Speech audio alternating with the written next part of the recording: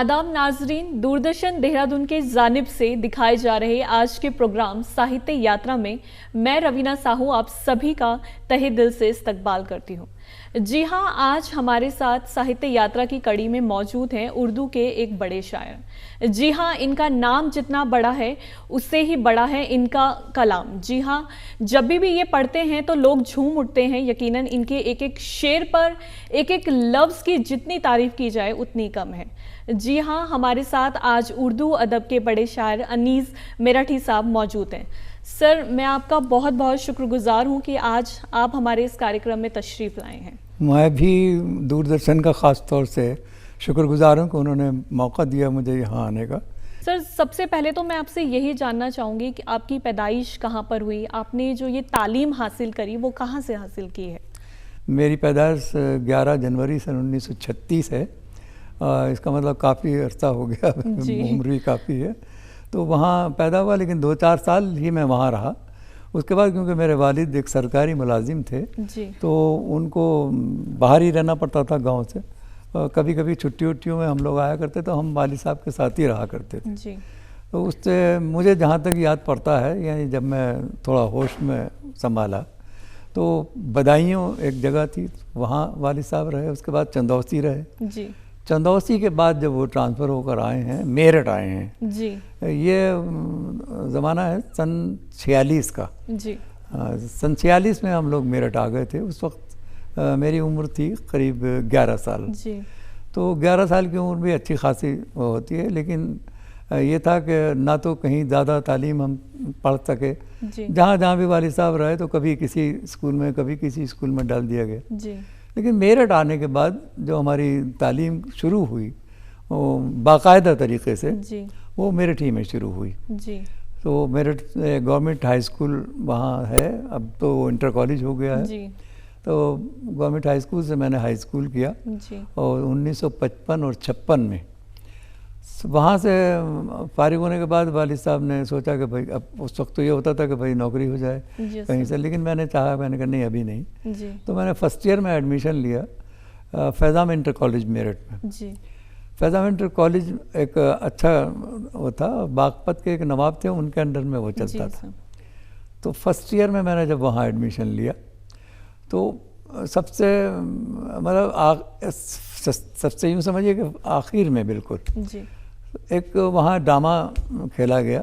College में college week में होते थे, अक्सर ड्रामे होते थे। तो वहाँ एक ड्रामा खेला गया जिसमें मुझे एक शायर का रोल दिया गया इत्तेफाक से।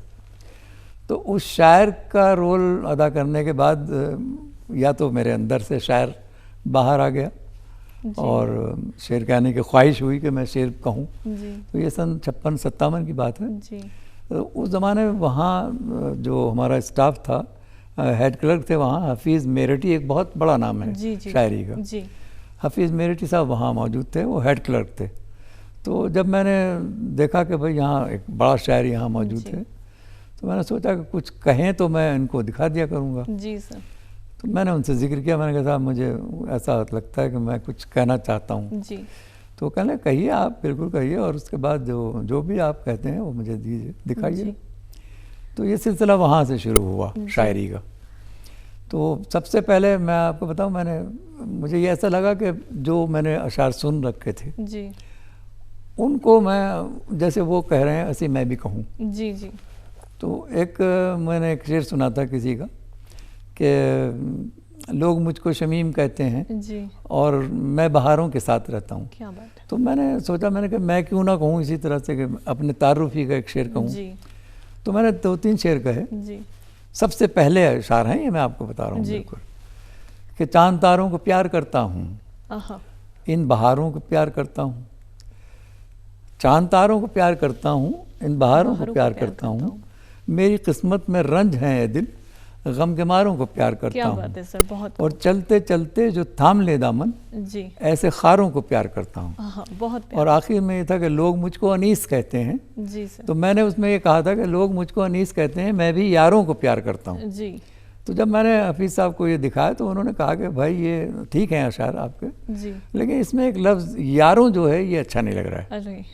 तो इस यारों के लफ्ज़ को बदल, मैंने कहा साहब आप फरमा दें क्या, मुझे क्या इसमें रखता हूँ। जी। तो उन्होंने कहा कि इसमें भी ये कह सकते हैं आप गम गुसारों को, यानी जो हमारा गम बांटते हैं, गम बांटने वाले। हाँ, तो वो काफिया भी उसमें मिल गया। जी सर। तो मैंने वो मक्ता अपना चेंज कर दिया कि लोग मुझको अनीस कहते हैं, गम गुसारों को प्यार करता हूँ। तो बहुत उन्होंने तारीफ की। तो जब तक मैं, वो फर्स्ट ईयर और सेकेंड ईयर 2 ही साल थे वहाँ, 2 साल गुजारने। यही आपके उम्र का वो पड़ाव था जब आप पहली बार अपने अंदर के शायर से मुखातिब हो पाए। जी जी। तो उन्होंने जब सराहा तो कुछ हौसला बढ़ा, और उसके बाद थोड़े बहुत कहना लगा, लेकिन ऐसा नहीं था कि मैं कहीं मुशायरों में जाऊं या कुछ, क्योंकि वो इतना वो नहीं था, अभी सलीका नहीं था, ये शऊर नहीं था कि मैं अच्छे शेर कह सकूँ। जो भी बहरहाल कहता था मैं दिखाता था। सर, एक बात होती है कि आज का जो नई नस्ल है वो शायरी लिखना तो जानती है, लेकिन शायरी को पढ़ने के लिए जो लबो लहजा हमें चाहिए होता है, उसमें कहीं ना कहीं कमी रह जाती है। तो आप नई नस्ल को कैसे बताएंगे कि वो उस लबो लहजा पे काम करें, मतलब किस तरह हम शायरी को पेश करें एक अच्छी हाँ, बहुत अच्छा सवाल आपने किया। जी सर। देखिए, मैं जहाँ तक मैं समझता हूँ, ये शायरी का जो मामला है जी, वो ये नहीं होता है कि अपने आप शेर कहने से शुरू कर देते हैं। इसके लिए पढ़ना ज़रूरी है बहुत। और किनको पढ़ना है? हमारे जो असातिज़ा रहे हैं, बड़े बड़े शायर जो हैं, गालिब हैं, मीर हैं, जिगर हैं, और बहुत से लोग, उनको जब तक आप उनके कलाम को नहीं पढ़ेंगे, जब तक आप शायरी में कामयाब नहीं हो सकते। और जब पढ़ेंगे आप तो आपको नए नए अल्फाज दिखाई देंगे। उनको पढ़ने के बाद आप जब उसका अपनी शायरी में उनको इस्तेमाल करेंगे उन अल्फाज को, तो उससे एक तो ये कि आपकी शायरी में निखार भी आएगा, दूसरे ये कि आपका तलफ़ुज़ भी सही होगा साथ साथ। और अगर आप बग़ैर किसी को पढ़े हुए या बग़ैर किसी उसके आपने बस लिखना शुरू कर दिया है, तो वो शायरी वो फिर कामयाब नहीं हो पाएगी ज़्यादातर। सर, आप जिस समय आपने शायरी की शुरुआत करी, आप कौन से आपके पसंदीदा शायर रहे जिन्हें आप पढ़ते थे? शुरू में जब मैंने शायरी शुरू की तो साहिर लुधियानवी का नाम आपने सुना होगा। जी सर, बिल्कुल। मैं उनकी नज़मों से बहुत मुतासिर हुआ। जी सर। उनका जो अंदाज़ था नज़्म कहने का, वो क़ताबंद नज़में कहा करते थे। फिल्मों में भी उन्होंने दी हैं और वैसे भी मैंने उनका पढ़ा है कलाम। तो वहाँ से मैं उनसे मुतासिर हुआ और मैंने शुरू में ज़्यादातर नज़में कही हैं। जी सर। गज़लों का बात तो बहुत बाद में आया, लेकिन ज़्यादातर मैंने नज़में कही हैं शुरू में। तो उनसे मुतासिर होकर उन्हीं के अंदाज से मैंने नज़में कहनी शुरू करी। तो वो आहिस्ता आहिस्ता वो चलता, लेकिन आखिर में आके मैंने बताया आपको कि सन 57-58 में मैंने 59 में मैंने इंटर किया। इंटरमीडिएट के बाद में मुझे सर्विस लग गई वहीं मेरठ में ही। तो ये 59 की बात है। अब 46 से लेकर और 59 तक मेरठ में मेरी पूरी ज़िंदगी गुजरी। जैसे मैंने आपको कहा कि तालीम मेरी वहीं से शुरू हुई, तालीम ख़त्म मेरी वहीं हुई, उसके बाद मेरी नौकरी वहीं से लगी, उसके बाद इत्तफाक से मेरी शादी भी वहीं सन 60 में हुई। तो ये सब कुछ मुझे मेरठ ने दिया। तो मैं मेरठ का ना होते हुए भी मेरे अहबाब मुझे मेरठी कहने लगे। तो अब ऐसा नहीं है कि ये कोई गलत बात है। मैं आपको मिसाल देता हूँ। आफ्ताब लखनवी एक मज़ाहिया शायर थे। वो लखनवी लिखते थे, आफ्ताब लखनवी। लेकिन मुझे एक दफ़ा उनसे मुलाकात करने का शर्फ हासिल हुआ। वो बिजनौर के एक मुशायरे में उन्होंने बताया, बिजनौर के मुशायरे में उन्होंने ऐलान किया कि देखिए, मैं आज बिजनौर का मुशायरा पढ़ रहा हूँ और मैं रहने वाला बिजनौर का हूँ, लेकिन क्योंकि मैं बचपन से लखनऊ में चला गया था, तो इसलिए मैं लखनवी लिखता हूँ। एक बात। दूसरी बात जिसको मैंने अभी जिक्र किया, हाफिज़ मेरठी का, वो भी बिजनौर के रहने वाले थे। उन्होंने भी एक मरतबा बताया और लिखते थे मेरठी। अब आपको मैं बताऊँ, जो अभी हयात हैं हमारे वसीम बरेलवी हैं। जी सर। वसीम बरेलवी साहब के भी मैंने 2-3 मुशायरे उनके साथ पढ़े हैं। उन्होंने भी एक मरतबा बताया कि मैं रामपुर का रहने वाला हूँ, लेकिन मैं बरेली में क्योंकि शुरू से रहा, तो जाहिर सी बात है मुझे बरेलवी कहना था। तो मेरे अहबाब ने शुरू कर दिया मेरठी कहना, तो मैं मेरठी होकर रह गया। सर, जैसे आपने स्टार्टिंग में तलफ़्फ़ुज़ की बात करी, तो मैं पूछना चाहूँगी, जो तलफ़्फ़ुज़ है, उच्चारण है, क्या ये विरासत में मिलता है हमें अपनी पीढ़ियों से, या फिर हमें इस तलफ़्फ़ुज़ को इम्प्रूव करने के लिए कुछ हम बेसिक एक्सरसाइज भी कर सकते हैं? देखिए, विरासत की चीज़ नहीं है ये। जी सर। ये बिल्कुल सीखना वाला, सीखने के लिए तो हम ये सीख सकते हैं। मैंने ऐसे अभी आपसे कुछ देर पहले मैंने कहा कि ये पढ़ने से आता है। जी सर। जब आप पढ़ेंगे और लोगों को सुनेंगे, जी सर, सुनना भी इसमें ख़ास तौर से बात है, तो पढ़ने से भी आएगा और दूसरों को आपस में बैठने बात करने से भी आएगा। तलफ़्फ़ुज़ उर्दू का जहाँ तक ताल्लुक़ है, उसमें वाकई बहुत ज़रूरी चीज़ है तलफ़्फ़ुज़। जी सर। तलफ़्फ़ुज़ अगर सही है तो आप उसके कामयाब हैं। जी सर। अगर आपका तलफ़्फ़ुज़ ही सही नहीं है जी तो सर। फिर अब मैं देखता हूँ आजकल, मुझे बड़ा अजीब सा लगता है, हमारे ये आम तौर से नहीं बल्कि टीवी पर देखिए आप, एक लफ्ज़ है हालत, उसके अच्छा जमा और वाहिद तो आप जानते हैं, प्लूरल और सिंगुलर। जी सर। तो हालत की जमा जो है वो है हालात। जी सर। लेकिन अक्सर टीवी में देखा जाता है, अखबारों में पढ़ते हैं हालातों। जी सर। कहा है, तो ये बिल्कुल गलत है। तो ये तलफ़्फ़ुज़ का उसमें बात आ जाती है, और दूसरे ये कि सही अल्फाज की अदायगी। जी सर। कि हम क्या कहना चाह रहे हैं, तो वो बहुत ज़रूरी है, और उसमें सबसे ज़रूरी उसमें पढ़ना है। जी और पढ़ने के बाद दूसरों को सुनना भी है। जी सर। अब आप सुनेंगी, सुनते सुनते आपको पता, देखिए ये शख्स इसने ये बोला, जी। इस लफ्ज़ को उसने इस तरह से बोला। जी सर। तो वो आप सीख लेंगे उसको। जी।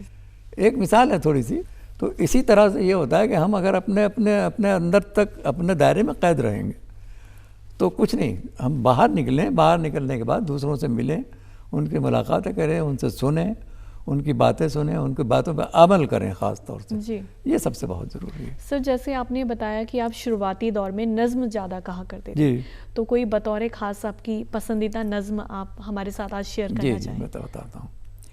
देखिए नज़्म जो है उसको, गज़ल का तो एक अंदाज़ अपना अलग होता है जी। कि उसमें एक मतला होता है, काफ़िया रदीफ़ की क़ैद होती है, उसके बाद उसी काफ़िया रदीफ़ में अशार होते हैं।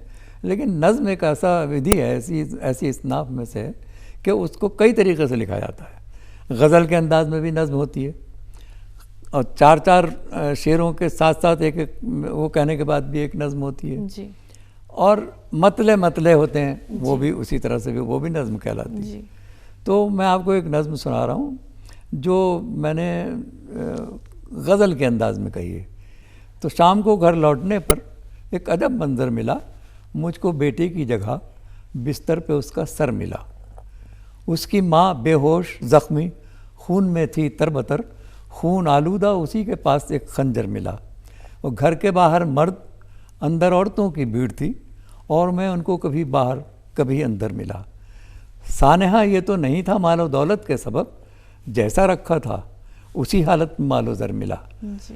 इसमें शामिल भी नहीं थी कोई वजह दुश्मनी, क्योंकि मैं तो हर किसी से जब मिला हंसकर मिला, क्योंकि मैं तो हर किसी से जब मिला हंसकर मिला। फिर ये सब क्यों कर हुआ, कैसे हुआ, हैरान था क्यों मेरे अखलास का मुझको सिला बदतर मिला। तो अलगरज कुछ देर में वो भीड़ भी छटने लगी, देखते ही देखते हर शख्स अपने घर मिला। जी। अब यहाँ से टान लेती है नज़्म कि फिर अचानक एक बटवा मुझको अपने फर्श पर मुंजमिद जो हो चुका था खून के ऊपर मिला, जिसमें एक तस्वीर थी जो मेरे हमसाये की थी, जिसमें एक तस्वीर थी जो मेरे हमसाये की थी, जो अभी कुछ देर पहले मुझसे रो रो कर मिला। तो सोचता हूँ, अब आखिरी शेर है इसमें, कि सोचता हूँ उसके बेटे को मैं क्या दूंगा जवाब, सोचता हूँ उसके बेटे को मैं क्या दूंगा जवाब, कल वो जब पूछेगा मुझसे आपका असगर मिला। बहुत बहुत इसमें तो ये एक बच्चा है, मेरा बच्चा ख़त्म हो गया है, उस बच्चे का दोस्त आखिर में मुझसे पूछता है, उसके वालिद, ये इसका एक थोड़ा सा थीम है, आपने समझ लिया हो कि मेरा एक पड़ोसी था, उसी ने ये सब कुछ अंजाम दिया, और उसका बेटा मेरे बच्चे का दोस्त था, वो मुझसे आखिर में पूछता है कि अंकल आपका असगर मिल गया जो खोया गया था। जी सर। ये इस तरह की नज़में हैं। तो इसमें सर काफ़ी प्यारी एक नज़्म थी और एक मर्म इसमें सच्चाई भी थी। और सर जैसे आपने अपने उर्दू के सफ़र में कई मुशायरे अटेंड किए होंगे, लेकिन कोई ऐसा ख़ास मुशायरा जो आपको आज भी याद रहता है? हाँ, मशायरों की बात मैं आपसे बताऊँ। देखिए मशायरों के शायर अलग होते हैं, मैं जहाँ तक समझता हूँ जी, और ऑल इंडियंस होते हैं वो पेशावर ज़्यादा होते हैं जी, उन्हें पैसा चाहिए होता है। मैं क्योंकि अच्छी खासी सर्विस में था जी, और उसमें मुझे लेकिन जहाँ मशायरा मुझे मिल जाता था, कोई बुला लेता था तो मैं चला जाता था। ऐसा भी नहीं है कि मैं नहीं जाता था, बहुत से मशायरे मैंने। एक बहुत छोटा सा वाक़या आपको बताता हूँ इस सिलसिले में, और वो मशायरा भी मेरा बहुत दूर का मशायरा था, बहुत बड़ा मशायरा था। भोपाल में, मध्य प्रदेश में एक जगह है सिरोंज जी, सिरोंज से एक मेरे पास एक लेटर आता है, वहाँ के सिरोंज एक कस्बा है छोटा सा, वहाँ के चेयरमैन जो थे नगर पालिका के, उनका एक लेटर आता है मेरे पास कि साहब हमारे यहाँ एक मुशायरा होने वाला है जी, और हमें आपका नाम किसी ने दिया है, तो आप हमारे यहाँ तशरीफ़ ला सकते हैं, तो आप बताइए और ये बताइए कि आपको हम क्या दें, जी, मतलब उसको क्या दें, हम ज़्यादा राह क्या दें। तो मैंने वो ख़त पढ़ा, ख़त पढ़ने के बाद मैंने उनको जवाब लिखा कि आपका ख़त मिल गया है, मुशायरे के बारे में मालूम हुआ, लेकिन मैं आपको अर्ज़ कर दूं कि मैं कोई पेशावर शायर नहीं हूँ। मुझे आपने लिखा कि मैं क्या लूँगा, तो मैं ये नहीं चाहता कि मुझे आपको इतने पैसे दीजिए, इतने पैसे दीजिए। आप ये अंदाज़ा ख़ुद कर लें कि रुड़की से और वहाँ तक आने में कितना ख़र्चा होगा। मुझे सिर्फ आप वो दे दें, तो मुझे फ़ायदा ये होता है कि नई नई जगह जाने के बाद मैं नए नए लोगों से मुलाकात करता हूँ, नए नए लोगों से वास्ता पड़ता है, उनसे तारुफ़ हो जाता है, नए नए शायरों को सुनने को मिल जाता है। तो इसलिए आप मुझे जो चाहें वो दे दें, मैं कोई डिमांड नहीं है मेरी। तो आप मुझे ताज्जुब हुआ कि उस ख़त का मेरे ख़त का कोई जवाब नहीं आया। तो मैंने अपने तय ये सोचा कि जब मैंने कुछ मांगा ही नहीं है तो कोई बात नहीं है, तो मंजूरी हो गई होगी जी। तो मैं मुशायरे के उस पर मैं वहाँ पहुँच गया। तो वो मुशायरा आपको आज तक याद है? हाँ। तो मैं जब वहाँ पहुँचा तो उन्होंने कहा कि साहब आपको तो बुलाया नहीं गया, आप कैसे आ गए? तो मैंने कहा भाई जब मैंने मेरे ख़त का आपने कोई जवाब नहीं दिया तो आप कहते कि नहीं साहब हम नहीं बुला रहे। जब आपने कुछ नहीं कहा तो मैं आ गया। तो कहने साहब आपकी तो मंजूरी नहीं हुई, और क्यों नहीं हुई मंजूरी है हम आपको बताएं। मैंने कहा क्या हुआ? यहाँ लोगों ने कहा कि जो शख्स मुशायरों में कोई कुछ नहीं मांग रहा वो क्या शायर होगा। ये देखिए आप ज़हनियत देखिए। तो मैंने कहा साहब ठीक है आप मुझे कुछ मत दीजिए, लेकिन मैं आ गया हूँ तो आपके मुशायरे में शरीक होऊंगा और पढ़ूंगा भी। तो रात को वो मुशायरा हुआ और इत्तेफाक देखिए कि सबसे ज़्यादा मुझे सुना गया, क्योंकि वहाँ शेरी भोपाली, कैफ भोपाली, ये लोग बड़े बड़े लोग थे। जी सर। तो मैं क्योंकि वहाँ नया था तो इसलिए उन्होंने ज़्यादा सुना। को घर की मुर्गी दाल बराबर होती उन्होंने अपने, लेकिन मैं क्योंकि बाहर का था तो मुझे बहुत सुना गया जी, और बहुत पसंद किया।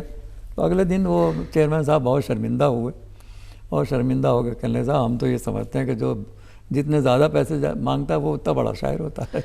तो वो मुझे मुशायरा आज तक याद है और बहुत अच्छा कामयाब मुशायरा। सर जैसे हम देखते थे कि पुराने समय में अक्सर लोग पत्र के माध्यम से शायरियाँ लिखा करते थे, कोई अपने महबूब को पत्र लिखा करता था। तो ये मेरा एक सवाल है आपसे कि क्या आपने भी कभी इस तरह की शेरो शायरियाँ लिखकर किसी को पत्र दिया, कभी पत्र में शेरो शायरियाँ लिखी कभी आपने?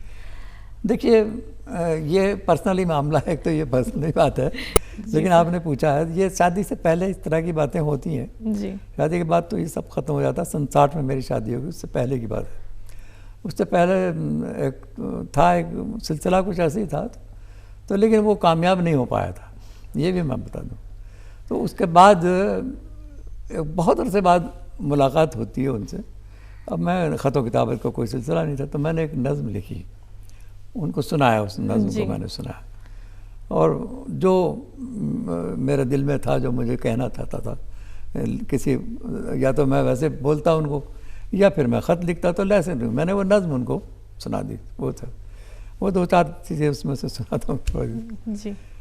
अब मुलाकात होती है बहुत अरसे बाद, सामने आ गया कोई, तो एक अरसे के बाद आपकी सूरत देखकर कुछ दबी दबी यादें फिर तसव्वुरात में उभर आई, फिर वही ज़ख्म मेरे सीने के जिनको दे दे के लोरियां मैंने अभी कुछ दिन हुए सुलाया था, फिर से एक बार जाग उठे हैं, फिर से एक बार जाग उठे हैं। अब याद नहीं आ रहा इस वक्त, बड़ी लंबी नज़्म है जी सर, बहुत प्यारी। फिर से एक बार जाग उठे हैं जैसे मासूम सा कोई बच्चा देखते देखते कोई सपना यकबैक उठ के रोने लगता है और रो रो के अपने गालों को आंसुओं से भिगोने लगता है अपने ज़ख्मों के वास्ते। लेकिन मैं भला अश्क कहाँ से लाऊं, जितने आंसू थे मेरी आंखों में मैंने तन्हाई में बहा डाले। अब तो बस खून दिल ही बाकी है, मेरी तन्हाइयों का साथी है, इसलिए जब भी ज़ख्म रोते हैं मेरी आंखों से अश्क के बदले खून बन बन के दिल निकलता है और दिल में हैं आपकी यादें, साथ उसके न वो निकल जाएं, इसलिए आपसे गुजारिश है यूँ मेरे सामने ना आया करो। बहुत प्यारा सर, बहुत प्यारी नज़्म थी ये। दे दिया, तो ये आप इसको लव लेटर कहते हैं क्या कुछ ऐसा? बिल्कुल सर। सर एक राहत इंदौरी साहब का शेर है कि ना हम सफ़र ना किसी हम नशी से निकलेगा, हमारे पाँव का कांटा हम ही से निकलेगा। तो सर जैसे कि हम देखते हैं आजकल नए शायर उस्ताद बनाते हैं, तो उस्ताद भी बहुत ज़रूरी होता है एक शायर के लिए सीखने के लिए। तो क्या सर आपने कभी ज़िंदगी में किसी को उस्ताद बनाया या आप कभी किसी के उस्ताद रहे? देखिए, मैंने आपसे शुरू में कहा, जब मैंने शायरी शुरू की तो हफीज़ मेरिट साहब को मैंने दिखाया। उसके बाद मैं सन 62 में रुड़की आ गया। जी सर। रुड़की आने के बाद मुझे यहाँ, एक तो बहुत छोटा शहर है रुड़की, मेरठ के मुकाबले में तो बहुत छोटा शहर है। तो मैं ये सोचता था, मैंने कहा भाई इतना बड़ा शहर मैं छोड़ कर आया हूँ, यहाँ मेरा दिल कैसे लगेगा। लेकिन 4-5 लोग वहाँ मिल गए मुझे ऐसे जो, और ज़्यादा लोग भी नहीं थे वहाँ, शायर भी ज़्यादा नहीं थे। तो उनमें कुछ मेरे हम ख्याल लोग थे। तो क्या हुआ था कि जब कोई मैं शेर कहता था तो मैं उनको आपस में हम लोग आपस में सुना दिया करते थे। तो बजाय इसके कि हम कोई उस्ताद बनाते, ये हमारे साथी जो थे वो मेरे उस्ताद थे। जी। अगर किसी ने कोई मुझे मशवरा दे दिया, चाहे वो मुझसे छोटी उम्र का है चाहे वो मुझसे बड़ी उम्र का है, तो वो मैं उसको मान लिया करता था। तो मैंने कोई उस्ताद मेरा नहीं था। लेकिन हाँ, एक बात बताता हूँ, मेरे वालिद जब तक ज़िंदा रहे, वालिद साहब शुरू में कभी कहीं शेर कहते होंगे, लेकिन बाद में उन्होंने शेर वेर नहीं कहे, लेकिन उन्हें शऊर था शेर कहने का। जी। तो वो ये होता था कि जब मैं कहीं मुशायरे में या किसी निशस्त में जाता था तो वो इतना पूछते थे, बेटे कुछ नया कहा है या कोई पुराना पढ़ोगे। तो मैंने अगर कोई नया होता तो मैं कहता था मैंने कहा नई गज़ल कही है। तो वो कहते थे मुझे ज़रा यहाँ रख देना उसको लिख के। तो वो उसको रख ला, मैं उनके पास रख के छोड़ के भाग लेता था, बैठता नहीं था उनके सामने। तो उसमें अगर कोई गलती होती थी तो वो उसको दुरुस्त कर देते थे। जी। तो अब यूँ कह लीजिए आप कि वो भी मेरे उस्ताद थे। जी बिल्कुल। ऐसा नहीं था। तो बाकायदा जो होता है शागिर्दी और उस्तादी का जो रिश्ता होता है वो मैंने आज तक नहीं किया। अब दूसरा सवाल आपका ये रहा जी कि लोगों को मैंने किसी को अपना, या मैं किसी ने मुझे अपना उस्ताद, ऐसा नहीं था। मेरे पास कई लोग आए शुरू में क्या, अब आखिर उम्र के उसमें जी। तो कई लड़के, नौजवान लड़के, उन्होंने आके मुझे अपनी गज़लें दिखानी शुरू की और कहने, और एक साहब ने तो बिल्कुल साफ ही कहते कि साहब आप अब मेरे उस्ताद बन जाइए, मैं आपको पगड़ी बांध दूंगा और ये करूंगा वो करूंगा। तो मैंने कहा देखो ऐसा नहीं, मेरा कोई उस्ताद नहीं रहा जी। तो मैं भी नहीं चाहता कि मैं किसी का उस्ताद बनूं। जी बिल्कुल। हाँ, जहाँ तक मशवरे का सवाल है वो मैं आपको दे सकता हूँ। मशवरा आप जैसा चाहे ले लें, जितना मुझसे आता है, जितना मैं जानता हूँ, उससे ज़्यादा तो मैं नहीं दे सकता, तो वो मैं आपको दे सकता हूँ। तो उन्होंने मेरे पास आना छोड़ दिया और दूसरी जगह चले गए वो अपने शायर। होता क्या है कि आजकल जो नए लोग लिखने वाले हैं ना, पढ़ते पढ़ाते तो है नहीं, शौक़ लग जाता है तो वो चाहते हैं कि बस हम जल्दी से जल्दी शेर कहने लगे। तो वो उस्ताद से क्या गुजारिश, उस्ताद हमें 1-2 शेर कह के दे दीजिए। जी बिल्कुल। और उस्ताद अपना वो मोहब्बत में आके उनको अपने शेर कह देते हैं। बस वही है, इंदौरी साहब ने शायद इसीलिए कहा है कि हमारे पाँव का कांटा हम ही से निकलेगा। बिल्कुल। तो अपनी चीज, सीखने की चीज़ों को हमें खुद ही सीखना पड़ेगा सर। बिल्कुल बिल्कुल सही, बिल्कुल सही कहा सर। हमने सुना है कि हाल फिलहाल में ही आपकी एक किताब भी आई है, अगर आप हमें बताएं अपनी किताब के बारे में भी कुछ। हाँ, किताब ऐसा है, ये मेरे पास है किताब जी, मैं आपको दिखा दूँ। ये मेरी किताब है, चाहते और भी हैं। चाहते और हाँ, इसके पीछे ये मेरी तस्वीर का है जी। तो ये समझ लीजिए कि मेरे ख्याल से 2008 में आई थी ये किताब। तो 8 और अब तक काफ़ी अर्सा हो गया। इसके बाद भी जितना मवाद मेरा इसमें है उससे ज़्यादा मेरे पास दूसरी डायरी में है, वो मेरे पास रखी वहाँ जी, उतना है। और मैं चाहता हूँ कि एक किताब और आ जाए उसमें जी। तो किताब का शाया कराने का मकसद ये होता है, देखिए कि ये हमारा जो हमने जो कुछ कहा है वो एक तरह से रिकॉर्ड हो जाए। जी, रिकॉर्ड हो जाए। अब हमारी डायरी में लिखा हुआ, मान लिया डायरी कहीं चली गई, किताब है, ये किताब जब शाया हुई तो होता क्या है कि किताब का एक इजरा होता है, विमोचन जिसको बोलते हैं जी। तो इसका इजरा बिजनौर में हमारे इकबाल साहब थे, programme secretary All India Radio Najibabad के जी। वो मुझे बहुत पसंद करते थे। उन्होंने अपने यहाँ वो बिजनौर में इसका विमोचन कराया। तो एक रिकॉर्ड हुआ वहाँ और उसके बाद उन्होंने कुछ किताबें मुझसे लेके अपने ऑल इंडिया रेडियो के प्रोग्राम में जो उनके साथ आते थे उनको तकसीम की। तो ये एक रिकॉर्ड हो गया हमारा कि हमारा। अब मेरी डायरी कहीं खो जाती है, वो नई वाली जो डायरी रखी जी जी, तो अब वो खो जाती है, मान लिया वो किसी और के हाथ लग जाती है जी, और वो कहीं प्रिंट नहीं है तो मेरा कोई दावा नहीं है उसके ऊपर। फिर जी, मेरा अपना कोई दावा नहीं है ये शेर मेरा है। अगर कोई मुझे पढ़ता हुआ मिल जाए और मैं उससे कहूँ तो आप उसके ऊपर दावा नहीं कर सकते कि साहब ये मेरा शेर है। समझ गए आप जो मैं कहना जी बिल्कुल सर। जाते जाते जो हमारे नाजरीन आपको देख रहे हैं हमारे इस कार्यक्रम के माध्यम से, उन नई नस्ल अभी शायरी की शुरुआत कर रही है, उन्हें आप कुछ मैसेज देना चाहें अगर अपना?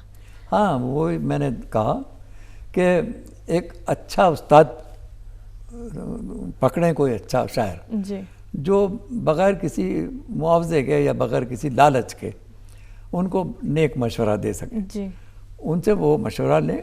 और सबसे ज़रूरी वही है कि पढ़ें, पहले दूसरों के कलाम पढ़ें। जी, जितना ज़्यादा पढ़ेंगे उतनी काम। एक मैं आपको वाक़या बताता हूँ कि एक साहब ने मुझे बताया कि पहले जो उस्ताद होते थे जी, वो उनके पास अगर कोई जाता था कि साहब मैं आपका शागिर्द बनना चाहता हूँ तो आप मुझे अपनी शागिर्दी में कबूल फरमा लें, तो पता है उस्ताद क्या कहता था? कहने लगे ठीक है, आप जाइए और गालिब के 100 शेर, मोमिन के 100 शेर और इकबाल के 100 शेर ज़बानी याद करके आइए, तब मेरे पास आइए, और वरना फिर आने की ज़रूरत नहीं। जी, तो ये उन लोगों का वो होता था। और वाकई ये ठीक बिल्कुल सर। जब तक दूसरों को पढ़ेंगे नहीं, जब आप जी बिल्कुल, पढ़ना बहुत ज़रूरी है सर। बहुत ज़रूरी है। और जैसे कि उच्चारण के लिए भी आपको पढ़ना ही है, जितना आप पढ़ेंगे आप उतना अच्छा कर पाएंगे। उतना बिल्कुल बिल्कुल। जी सर, एक अहमद सर हैं, उनका एक शेर है कि वो करे बात तो उसके लफ्ज़ों से खुशबू आए, ऐसी बोली वही बोले जिसे उर्दू आए। तो नाजरीन, आज के इस साहित्य यात्रा में हमने आपको उर्दू अदब के एक बड़े शायर से मिलाया। मुझे आशा है कि आपको आज का ये एपिसोड बेहद पसंद आया होगा। शुक्रिया।